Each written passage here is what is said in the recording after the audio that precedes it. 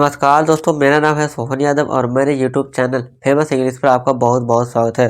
दोस्तों, आज की इस वीडियो में हम एक नया टॉपिक शुरू करने जा रहे हैं। जी हाँ दोस्तों, हम फिर से एक नई सीरीज लेके आए हैं जो कि मैं आपको पढ़ाऊंगा कि बेसिक से इंग्लिश पढ़ना लिखना कैसे सीखे। जी हाँ दोस्तों, हमें क्या होता है, जो हमारे इंग्लिश वर्ड्स होते हैं वो क्या होते हैं, हमारे डिफ़िकल्ट होते हैं कुछ, जिन्हें हमें पढ़ने में क्या होता है, दिक्कत होती है। फिर कई बार हमें समझ नहीं आता वहाँ पे ए का साउंड दे या आ का दे या फिर ई का दे या फिर कहाँ पे कौन सा वर्ड साइलेंट रहेगा, तो इन सब में हमें दिक्कत होती है। तो उन्हीं सब प्रॉब्लम्स को हम सॉल्व करेंगे, एक एक करके मैं वीडियो लाऊंगा, तो आपको पूरा देखना है। फिलहाल आज के लिए हम शुरू करने जा रहे हैं। सबसे पहले ए का उच्चारण का नियम, कि किसी भी इंग्लिश वर्ड्स में हम ए का उच्चारण कैसे दें। कहीं पर दोस्तों क्या होता है, कई बार ए का उच्चारण आ होता है, कभी का ए हो जाता है। जैसे कि एप्पल पे देखिए ए का साउंड ए दे रहा है, आ का साउंड ए निकल रहा है, और कहीं पे ई, ये जो एप्पल है आ का भी निकल जाता है, एंट हो गया, बैग हो गया, है ना। तो ये सब अलग अलग साउंड देते हैं ए। तो इस पर्टिकुलर वीडियो में हम आज देखेंगे कि किस तरह आपको ए का साउंड निकालना है, कि किस तरह आपको प्रोनाउंस करना है। तो चलिए दोस्तों, कॉपी और पेन लेकर तैयार हो जाइए, मैं आपको एक एक करके रूल समझाता हूँ। देखिए दोस्तों, सबसे पहले रूल समझिए ए का उच्चारण। तो पहला रूल देखिए दोस्तों, मैं आपको पढ़ा देता हूँ। पहला रूल क्या है, अगर कोई भी शब्द ए से शुरू हो तो वहाँ पे हमें साउंड क्या, देखिए क्या क्या देना है। देखिए, तो वहाँ पे हमें साउंड देना है, जैसे इसमें है अमाउंट, तो यहाँ पे क्या साउंड देना है आपको, आ का, अमाउंट यानी कि रुपया। ठीक है दोस्तों, फिर है नेक्स्ट एप्पल। अब यहाँ ए का साउंड है, तो एप्पल में देखिए ए का साउंड देना है आपको, एप्पल यानी कि सेब। यहाँ पे देखिए मैंने यहाँ साउंड लिख रखे हैं, और यहाँ इंग्लिश वर्ड है, और यहाँ पे उसके जो किस तरह आपको हिंदी में प्रोनाउंस करना है उस वर्ड को। ठीक है दोस्तों, फिर नेक्स्ट है आर। अब देखिए यहाँ बड़ा आ का साउंड आ रहा है, तो इसे क्या पढ़ेंगे, आर पढ़ेंगे। फिर है नेक्स्ट अराइज। यहाँ पे देखिए छोटे वाले आ का साउंड आ रहा है, तो इसे क्या पढ़ेंगे, अराइज। आई होप दोस्तों आपको रूल समझ आया होगा। तो ये होते हैं एक साउंड के, जो भी एक रूल के साउंड। ठीक है दोस्तों, फिर है नेक्स्ट रूल नंबर 2। चलिए रूल नंबर 2 को पढ़ते हैं। रूल नंबर 2 क्या है, अगर ए के बाद आर हो तो वहाँ पे बड़े आ का साउंड निकालना है, यानी आम वाले आ का साउंड आपको निकालना है। जैसे कि एग्जांपल देखिए, ए के बाद क्या है, आर है। जी हाँ, देखिए ए के बाद आर है, तो यहाँ पे इसे क्या पढ़ेंगे हम, कार पढ़ेंगे। ठीक है दोस्तों, तो इसे क्या पढ़ेंगे, कार पढ़ेंगे।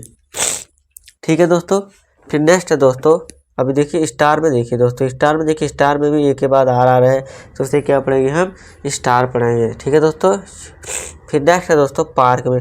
अब यहाँ पे देखिए ए के बाद क्या आ रहा है, आर आ रहा है, तो इसे क्या पढ़ेंगे, पार्क। ठीक है दोस्तों, फिर नेक्स्ट है डार्क में। देखिए ए के बाद क्या आ रहा है, आर, तो इसे क्या पढ़ेंगे, डार्क। आई होप आपको समझ आया होगा, ए के बाद आर हो तो वहाँ पे बड़े आ का साउंड निकालना है। ठीक है दोस्तों, फिर नेक्स्ट है थर्ड रूल। देखिए, अगर दो व्यंजनों के बीच में ए हो तो वहाँ पे हमें क्या देना है, ए का साउंड निकालना है, इस वाले ए का, ना कि ये वाले ए वाला नहीं, ये वाला नहीं, इसके ऊपर जो ये मात्रा लगी है ए का। ठीक है दोस्तों, आपको ध्यान रखना है।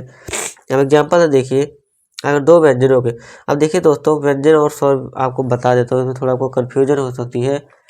चलिए यहाँ पे समझा देते हो। जो हमारे इंग्लिश में अल्फ़ाबेट्स है दोस्तों, मैंने आपको समझाया है वैसे बहुत बारी। जो हमारे इंग्लिश अल्फ़ाबेट्स है वो दो पार्ट्स में डिवाइड है। एक होता है वोवल यानी कि स्वर हिंदी बोलते हैं, एक होता है कॉन्सोनेंट।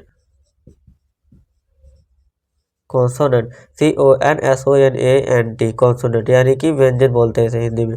अब जो वोवल होते हैं ये तो 5 होते हैं, AEIOU मैंने आपको बताया है। और जो कॉन्सोनेंट होते हैं वो कितने होते हैं, 21, यानी AEIOU को छोड़कर जो बच जाते हैं हमारे लेटर्स, वो क्या होते हैं, कॉन्सोनेंट। तो ये कॉन्सोनेंट क्या होते हैं दोस्तों, जैसे कि BCD। अब ये तो वोवल है, F हो गया, GH, ये सब। ठीक है दोस्तों, तो आई होप आपको व्यंजन समझ आया होगा। अब देखिए दोस्तों, अगर दो व्यंजनों के बीच में ए आए तो ए का साउंड ए होगा। ठीक है दोस्तों, नॉर्मल। अब कॉन्सोनेंट देखिए दोस्तों, कैट में देखिए सी में क्या है कि क्या कॉन्सोनेंट है, और टी भी क्या कॉन्सोनेंट है, और ए क्या हमारा वोवल है। तो यहाँ पे CBC का रूल लग रहा है, यानी कि कॉन्सोनेंट और वोवल फिर कॉन्सोनेंट। तो वहाँ पे आपको साउंड क्या देना है दोस्तों, ए का ए का देना है। बस आप इतना याद रखिए। ठीक है दोस्तों, ये इंपॉर्टेंट रूल है, CBC का रूल। तो वहाँ पे साउंड क्या देना है, कैट। ठीक है दोस्तों, बिल्ली।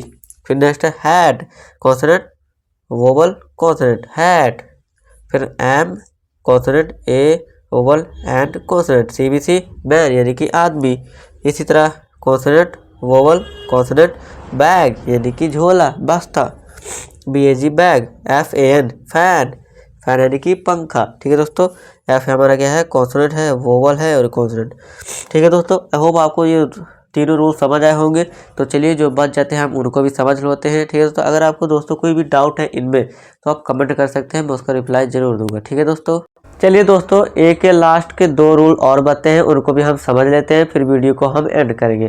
तो देखिए दोस्तों, बहुत ही आसान है लास्ट के 2 रूल। अगर लास्ट में देखिए 4th रूल क्या है, अगर लास्ट में ई हो किसी भी वर्ड में, इंग्लिश वर्ड में, दोस्तों आपको ध्यान रखना है, बहुत इंपॉर्टेंट रूल है और बहुत इजी रूल है। ध्यान से देखिए क्या कह रहा है।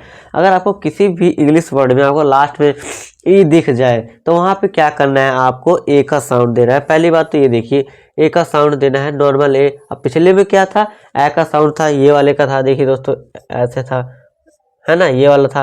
लेकिन यहाँ आपको ये नहीं देना है, आपको नॉर्मल ये वाले का, यानी इस मात्रा को हटा देना है या नॉर्मल ए का साउंड देना है। ठीक है दोस्तों, इसके बाद देखिए दोस्तों, अगर आपको दूसरा क्या ध्यान रखना है, किसी भी वर्ड में जो ई लास्ट में होता है तो वहाँ पे क्या साउंड हमें देना होता है।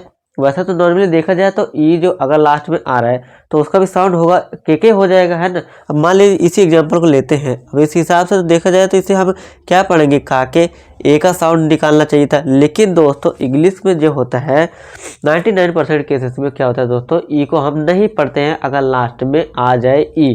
ठीक है दोस्तों, ये आपको ध्यान रखना है। होना तो चाहिए तो इस हिसाब से इसे काके पढ़ने चाहिए था, ई है, लेकिन इंग्लिश वर्ड में आपको ध्यान रखना है अगर लास्ट में ई आ रहा है तो ई को इग्नोर कर देना है, भूल जाना है, ऐसा मान लीजिए है ही नहीं, उसे पढ़ना ही नहीं है। ठीक है दोस्तों, ये आपको ध्यान रखना है, बहुत इंपॉर्टेंट रूल है। चलिए हम एग्जाम्पल से समझते हैं। अब देखिए दोस्तों, अब इसे हम ई लास्ट में है तो इसे पढ़ेंगे केक, नाके काके। इस तरह से माके नहीं पढ़ेंगे, ई को भूल जाओ, यहाँ समझ लीजिए ई है ही नहीं, सबको भूल जाइए, ई है ही नहीं। आप पढ़िए मेक, ठीक है, बनाना, नेम नाम, अब इसे नाम में नहीं पढ़ेंगे, नेम। इस तरह रेट, टेक। ठीक है दोस्तों, अब ई सब में लास्ट में है तो इसमें हम ई क्या कर रहे हैं, इग्नोर कर रहे हैं और सिंपल पढ़ रहे हैं, cake, make, name, rate, take. ठीक है दोस्तों, आई होप आपको ये समझ आया होगा। तो अगर नहीं समझ आया तो दोबारा कमेंट कर दीजिए। ठीक है दोस्तों, कमेंट कर दीजिए, मैं इस पर फिर से वीडियो लाऊंगा, क्योंकि दोस्तों देखिए तो है तो इजी रूल ये सब सारे इजी रूल्स है, आपको समझ भी आ रहा होगा। अगर नहीं आ रहा तो फिर से मैं वीडियो लाऊंगा, उसमें आपको डिटेल में और एग्जांपल के साथ समझा दूंगा। ठीक है दोस्तों, तो चलिए दोस्तों, last but not the least इस वीडियो का रूल हम इसको भी समझ लेते हैं क्या है। अगर देखिए 5th रूल क्या है, अगर ए के बाद डब्ल्यू हो, ए के बाद क्या हो, डब्ल्यू हो, ठीक है, सब में डब्ल्यू है तो वहाँ पे ओ का साउंड देना है, चंद्रबिंदु वाले ओ का। ठीक है, कैसे एग्जाम्पल देखिए, अब ए के बाद डब्ल्यू है जैसे क्या पढ़ेंगे, लॉ यानी कानून, फिर है सौ, ठीक है, सौ चंद्रबिंदु ऊपर है, ए के बाद डब्ल्यू है तो सौ। इस तरह ड्रॉ, है ना, हम जो कुछ बनाते हैं ड्रॉ कला करते हैं और चंद्रबिंदु ऊपर है, ड्रॉ। इस तरह पॉ, ऊपर देखिए पा के ऊपर आ की मात्रा और चंद बिंदु। ठीक है दोस्तों, जैसे क्या पढ़ेंगे, पॉ। तो दोस्तों ये थे हमारे एक सारे सभी उच्चारण के रोज के नियम। आई होप दोस्तों आपको समझ आए होंगे। देखिए दोस्तों, मेरी थोड़ी तबीयत ख़राब है इसलिए आपको आवाज़ थोड़ी सी आपको कम लग रही होगी। अगर आपको कम लग रही है तो सॉरी दोस्तों, इसके लिए माफ़ी मांग चाहूँगा। लेकिन आने वाली वीडियो में मैं आपको वादा करता हूँ, आपको प्रॉमिस देता हूँ, अच्छे से वीडियो ले आऊँगा। ठीक है दोस्तों, थोड़ी सी गला ख़राब है, सर्दी जुकाम है, तो आप थोड़ा मैनेज कीजिए। तो दोस्तों आपकी वीडियो कैसे लगी कमेंट बॉक्स में कमेंट कर दीजिए, और हाँ कोई डाउट है तो कमेंट जरूर कीजिए। और हाँ, मेरी मेहनत के लिए एक वीडियो को लाइक कर दीजिए और चैनल को सब्सक्राइब जरूर कीजिए। और हाँ, इस वीडियो को दोस्तों के साथ भी शेयर कर दीजिए ताकि वो भी इंग्लिश पढ़ना लिखना सीख पाए।